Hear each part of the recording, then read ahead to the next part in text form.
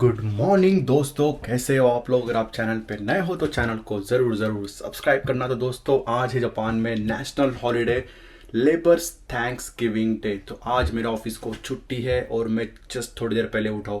वैसे तो मुझे सुबह जल्दी उठना था, थोड़ा पढ़ाई करना था, बट नहीं हो पाया। अभी मैंने जस्ट हेयर वॉश किया है। पिछले 3-4 दिन हो गए मैंने हेयर वॉश बिल्कुल नहीं किया, क्योंकि हेयर वॉश जब करता हूँ ना मुझे बहुत टाइम लगता है, 1 घंटा लग जाता है पूरा उसको मेंटेनेंस करने के लिए। बट आज छुट्टी था तो मैंने आज हेयर वॉश किया है। कोई खिड़की याद होगी, आपने शायद मेरे पुराने कुछ वीडियो देखे होंगे। यहाँ से आंटी ने मुझे काफी बार नेकेड देख लिया था। अभी भी मैं नेकेड ही हूँ। एक्चुअली नीचे कुछ पहना है मैंने, नेकेड नहीं हूँ पूरा। तो ये खिड़की अभी मैंने हाफ बंद करके रखी ताकि उनको यहाँ से कुछ ना दिखे।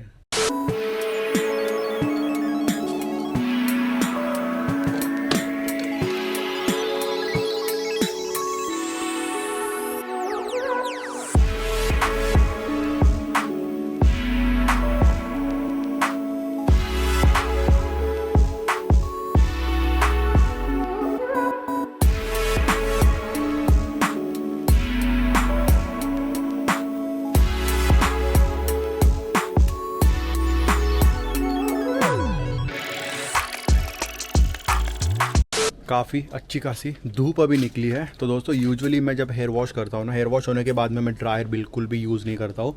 मैं प्रीफर करता हूँ जो नेचुरल सनलाइट होता है। जैसे कि आप देख रहे हो कितनी अच्छी खासी धूप निकली है। तो इसी धूप में मैं मेरे जब भी हेयर वॉश करता हूँ मैं मेरे बाल सुखाता हूँ। अभी मैंने बाल सुखा लिया और हेयर टाई भी मैंने अभी कर लिया है। और अभी हम पी रहे हैं धूप में बढ़िया सी गर्मा गर्म कॉफ़ी। आप भी अगर आपके बालों को डैमेज होने से बचाना चाहते हो ना, तो हेयर ड्रायर जितना हो सके उतना कम यूज़ करो।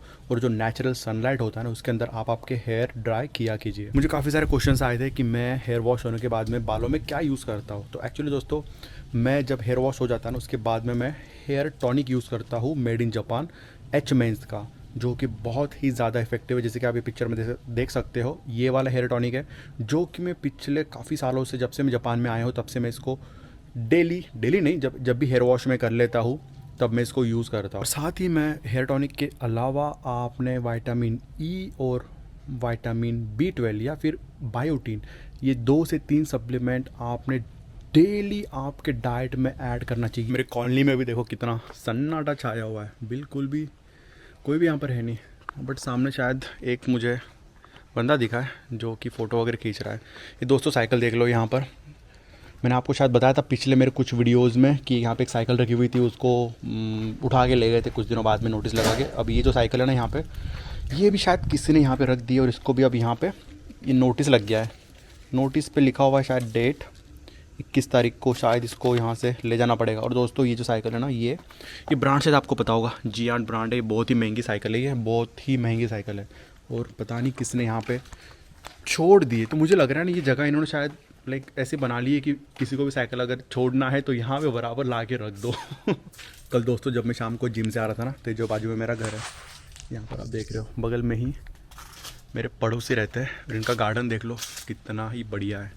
तो यहाँ से ना एक आंटी आ रही थी, यानी मैं जब निकल रहा था तब आंटी आ रही थी साइकिल पे। तो फर्स्ट टाइम मैंने उनको देखा कि बाजू में मेरे कोई रहता है। तो आते ही उन्होंने बोला कोन्निचिवा, कैसे हो, क्या करते हो एंड ऑल, 2-4 ऐसे क्वेश्चन पूछे नॉर्मली मुझे। तो मैं शॉक हो गया कि यार इतने, मुझे यानी 5-6 महीने हो गए यहाँ पर आके और पहली बार मैंने देखा है कि मेरे पड़ोस में कौन रहता है। बट अब ये जो मेरी बिल्डिंग है ना, यहाँ भी देखो कोई तो भी रहता है, ऊपर भी कोई तो भी रहता है और ये बगल वाले घर में भी कोई तो भी रहता है। बट आज तक मुझे पता नहीं चला कि ये वाले दो घर है यहाँ पे कौन रहता है, मुझे आज तक पता नहीं है। बट हाँ, जो मेरा जस्ट नेक्स्ट जो घर है ना, रूम, वहाँ पर कभी कभी होता है कि मैं जब शाम में निकलता हूँ या फिर कहीं बाहर वगैरह जाता हूँ तो कोइंसिडेंटली वहाँ पे एक दादी जी रहती है।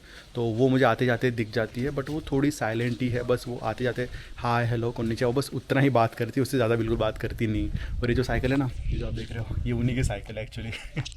तो अब दिन भर तो मैं लैपटॉप के सामने बैठा रहता हूँ। फ़ोन और लैपटॉप ही तो मैं 24 घंटे यूज़ करता हूँ, तो आंखें ना बहुत जल जाती है। और जापानीज़ लोग तो दिन भर ही लैपटॉप और फ़ोन तो यूज़ करते हैं। आपको पता है, आपने मेरे पूरे ब्लॉग में देखा है कि जापानीज़ लोग फ़ोन तो उनके हाथ में रहता ही रहता है। तो जापान में इसका सोल्यूशन है कि आई ड्रॉप, सबके वॉलेट में, उनके बैग में या उनके जेब में आपको आई ड्रॉप मिलेगा। तो मुझे भी यहाँ पे आदत गिर गई थी आई ड्रॉप यूज़ करने की।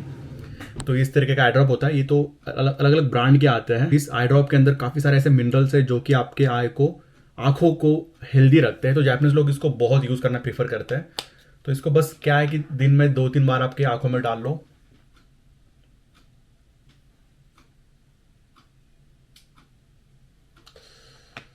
बहुत ही ठंडा है ये, बहुत ज़्यादा ठंडा है। इसको आंखों में डालने के बाद में ऐसा लगता है कि आपने आइस डाल दिया आपकी आंखों में। 2-4 सेकंड तक आपकी आंखें जलेगी, बट उसके बाद में बहुत ही रिलीफ मिलेगा आपकी आंखों को। अगर आपको ऐसा made in Japan I drop चाहिए ना, तो आप मुझे कमेंट करके बताओ, मैं जब भी इंडिया आऊँगा आपके लिए ये ज़रूर लाऊंगा। दोस्तों अभी ऑलमोस्ट 5 बजने को आए हैं और पूरा अंधेरा भी हो चुका है जापान में। तो वही मैंने आपको काफ़ी बार बताया कि जापान में जो अभी का जो वेदर है, ये काली बिल्ली, काली नहीं ब्राउन है, म्याऊं, भाग गई गाड़ी के नीचे। तो जो जापान का वेदर है वो ऐसा होता है कि बड़ा जल्दी दिन ख़त्म हो जाता है यहाँ पे। सुबह जो सनराइज़ होता है वो 4 बजे होता है और जो दिन है वो 4 बजे, लाइक इस तरीके से अंधेरा हो जाता है। 2-4 घंटे पढ़ाई की अच्छी खासी, और अभी थोड़ा नींद आ रहा था मुझे और कॉफ़ी पीने की इच्छा हो रही थी।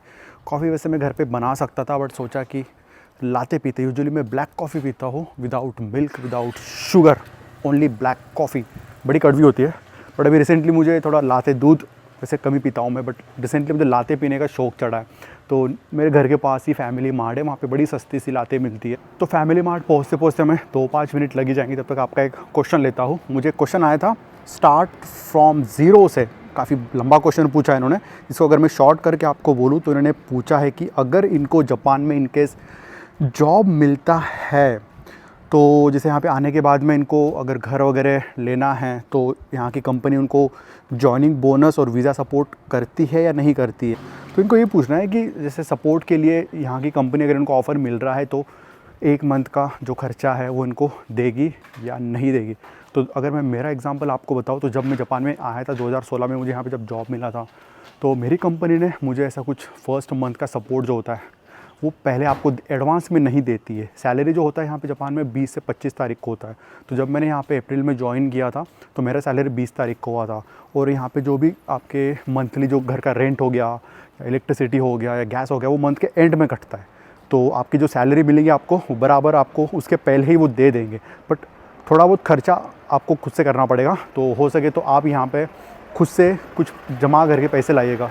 जो बाकी खर्चे आपके वीज़ा के, फ़्लाइट के एंड ऑल एवरीथिंग, तो मोस्टली कंपनी खुद से ही आपको सपोर्ट करेगी। वो आपको आने का फर्स्ट टाइम जब आप जापान में आ रहे हो तो होता है कि कुछ कंपनी, जो बड़ी कंपनीज़ होती है वो आपको वीज़ा से लेके फ़्लाइट का पूरा खर्चा देगी। But in case I don't know कि जो छोटी कंपनीज़ होती है, डिपेंड करता है कंपनी टू कंपनी। कुछ कंपनी आपको फ़्लाइट का भी नहीं देगी, वीज़ा का भी नहीं देंगी, वो खुद से आपको अरेंज करना पड़ेगा। तो वो आपके कंपनी पे डिपेंड करेगा जहाँ से आपको ऑफ़र आया है। तो उनसे आप पहले ही चेक कर लेना कि यहाँ पे हाउसिंग का कैसा है, क्योंकि यहाँ पे बहुत सी जापानीज़ कंपनी आपको अकोमोडेशन खुद से प्रोवाइड करती है। उनके डॉर्मेटरीज़ होते हैं तो वो बहुत ही सस्ते में मिलते हैं। हाँ दोस्तों, जब मैं जापान में आया था तो यहाँ पे यूजुअली आपको रेंट पता है 50 से 70 हज़ार येन होता ही है, बट मेरी कंपनी ने मुझे डॉर्मेटरी दिया था, वो था सिर्फ 20 हज़ार येन। बहुत अच्छा खासा था, एक मेंबर के लिए इनफ था।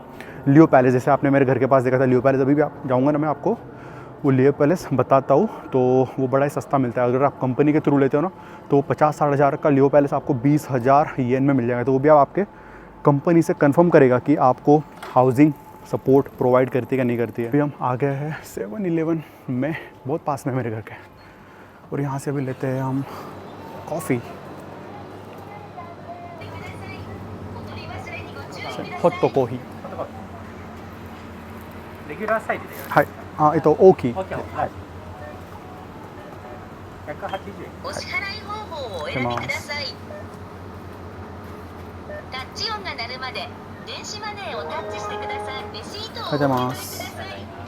तो ये हमको इन्होंने कप दिया है। सबसे पहले आपको पैसे पे करके कप लेना पड़ेगा। और यहाँ पर है ये मशीन्स, 3 टाइप की मशीन्स है। यहाँ पे स्मूदी बनती है, और ये जो मशीन है यहाँ पर बनता है कॉफ़ी। अलग अलग टाइप के हॉट लाते, आइस लाते, आइस कॉफ़ी, हॉट कॉफ़ी।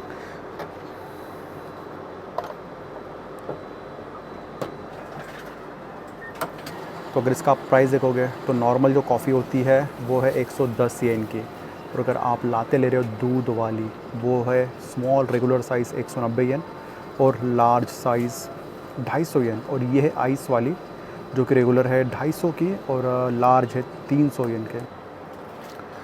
तो बन गई हमारी कॉफ़ी। इसमें मैं शक्कर नहीं डालने वाला हूँ, ऐसे ही पियेंगे इसको। तो ये अगर कॉफ़ी आप जा रहे हो किसी कॉफ़ी शॉप में पीने के लिए, महंगी मिलेंगी थोड़ी, 500 या 600 येन की। अगर स्टारबक्स में भी जा रहे हो आप तो शायद ये आपको 400 या 500 येन की कॉफ़ी मिलेंगी। तो अगर आपको सस्ती और ये दोस्तों है सस्ती बट एकदम आपको क्वालिटी एकदम ज़बरदस्त मिलने वाली, अगर आप स्टारबक्स में भी जाके पियोगे ना आपको सेम क्वालिटी की कॉफ़ी मिलेगी। अभी रात हो गई ना, तो इस तरीके से लग गए हैं साइकिल को लाइट्स। यूजुअली हमारे इंडिया में जो गाड़ियाँ होती है टू व्हीलर, उनको इतने फोकस वाले लाइट होते हैं, यहाँ पे साइकिल को भी इतने बड़े बड़े लाइट लगाते हैं। ये देखो दोस्तों फ़्लाइट कितने पास से जा रही है, शायद आपको नहीं दिखेगा, वो बिल्डिंग के ऊपर से जा रही है। यहाँ पर अभी तक कंस्ट्रक्शन का काम चालू नहीं हुआ है। मैं आया तब से यहाँ पर ये ब्लैक कलर की शीट लगी हुई है, बट यहाँ पे अभी तक कुछ घर का काम स्टार्ट नहीं हुआ है, पता नहीं क्यों। ये देखो ये दादाजी अभी भी यहीं पर, जब भी मैं यहाँ से जाता हूँ सुबह दोपहर शाम, ये दादाजी बराबर इस घर के बाहर ही खड़े रहते हैं और स्मोकिंग करते रहते हैं।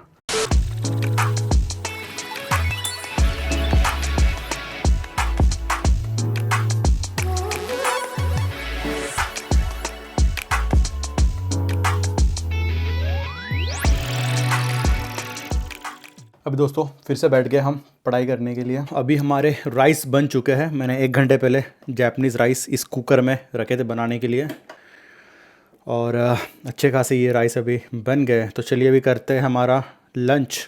अभी हम निकल गए हैं जिम के लिए और हमें साइकिल में अभी हवा भरवानी है, और लकीली ये शॉप जो साइकिल की शॉप है मेरे घर के पास, ये आज खुली। यूजुअली मैं थोड़ा लेट जाता हूँ ना वर्कआउट करने के लिए, बंद रहती है, तो अभी थोड़ा इसमें हवा भरवा लेते हैं।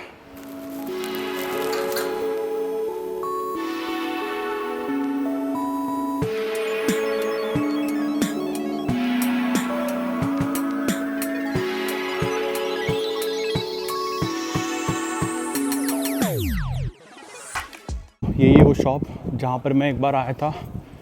मेरे साइकिल के जो ब्रेक है ना, एक ब्रेक तो ख़राब हो गया, तो जो राइट साइड का ब्रेक है ना वो ख़राब हो चुका है, और जो लेफ़्ट साइड का ब्रेक है वो थोड़ा ठीक ठाक चल रहा है।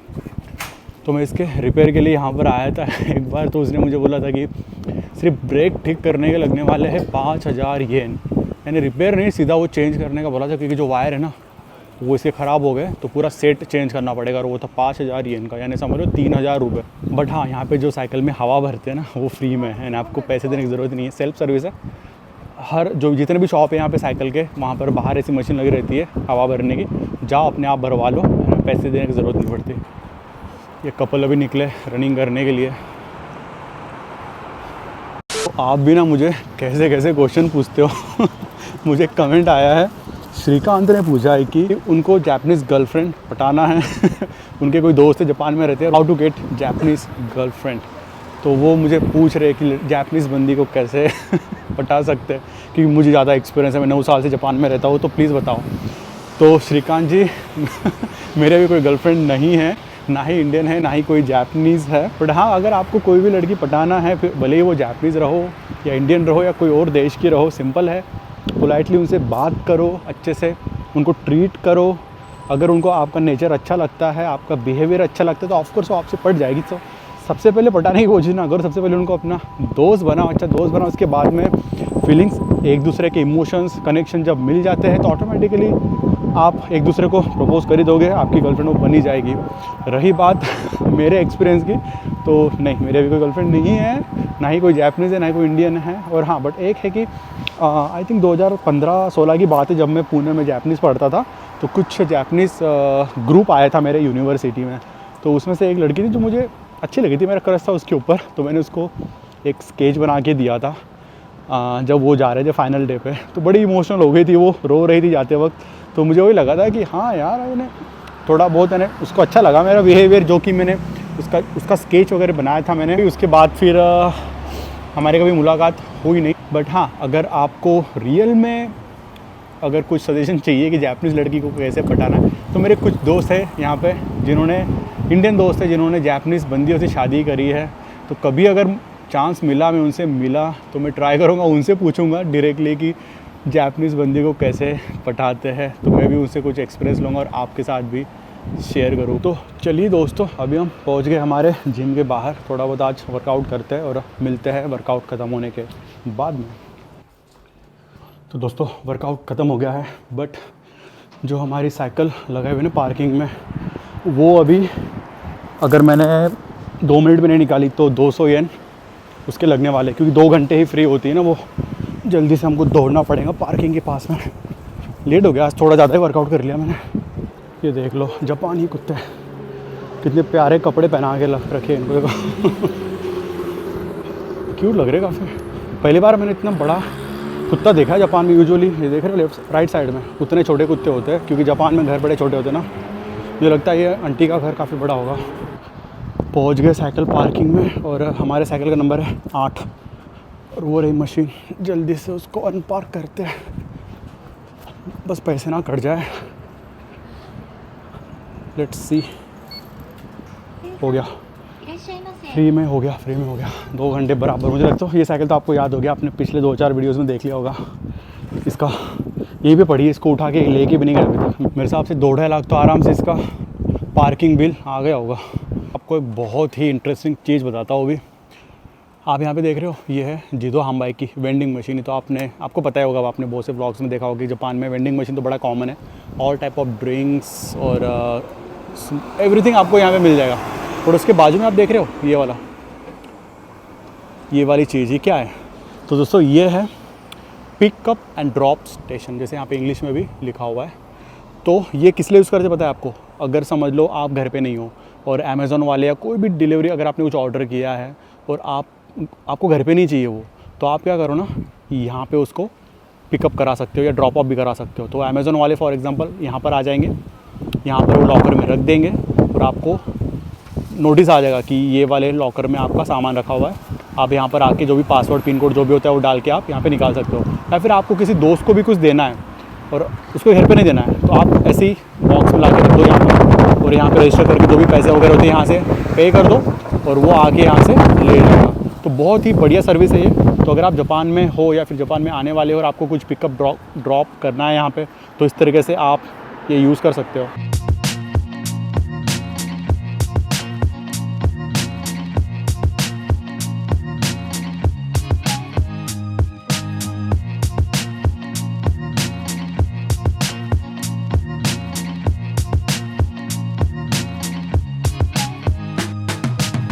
ये फाइनली हम पहुंच गए सुपर मार्केट, जो मेरे घर के पास में बिग, क्या नाम है इसका, माई बास्केट। तो यहाँ से हम थोड़ा लेंगे ग्रोसरीज, तो बहुत ख़त्म हो चुका है घर पे, तो यहाँ से कुछ उठा लेते हैं।